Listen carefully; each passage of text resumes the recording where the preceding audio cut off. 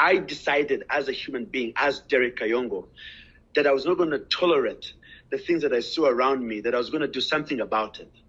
And even though it was one little small thing, as small as an ant, I knew that the power of ants is in volume, in numbers, that I would do my part.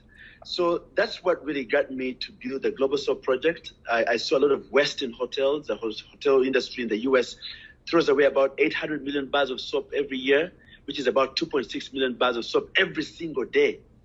And where does that soap go? It goes into the landfills and makes us sick. On juxtaposition, we have 2 million kids that die every year to poor hygiene. And now we have COVID. And the first line of defense against COVID is hand washing. Before you do immunization and all that stuff and vaccines, wash your hands. So I found my work very relevant and is still relevant till today. And then I moved, yes, you're right, into the civil rights area because I was, my forerunner in the US was John Lewis, but he was a civil rights leader and he began as a young man. So that's what made me and led me to that particular work. What have you identified in terms of the priority when it comes to the need of your community that is fueling your work? The first one was, of course, to recycle soap. I then realized that it is just a placebo or it's a Band-Aid. We have very many vestiges.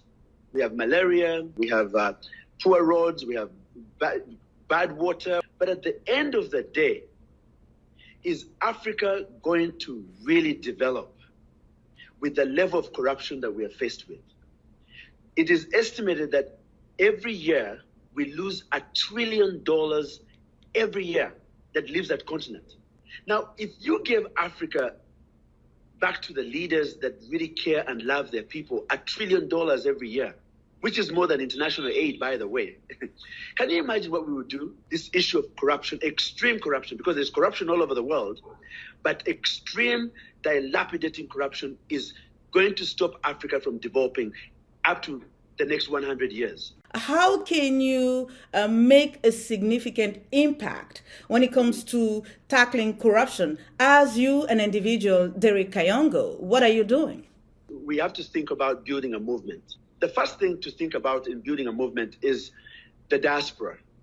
We're the only people in the diaspora who are free.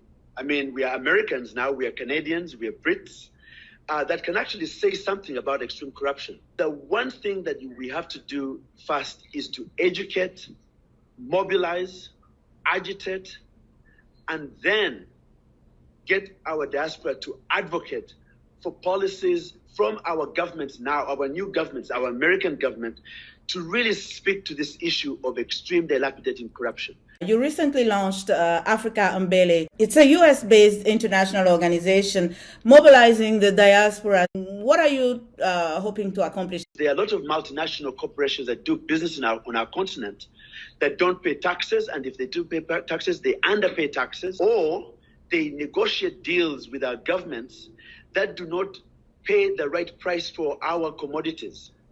And then we have banks that have opened their doors to allow this kleptocratic money to flow out of our continent, we call wealth flight. And when the money shows up in these Western banks, it benefits the people in those countries. So the transparency of these banks, the transparency of these corporations, and then the kleptocrats, we have to really figure out a way to identify where that money is, once we identify that money, then to really figure out a way to re-engage that money. Asset recovery then is followed by building a fund to actually invest in what we call infrastructure development.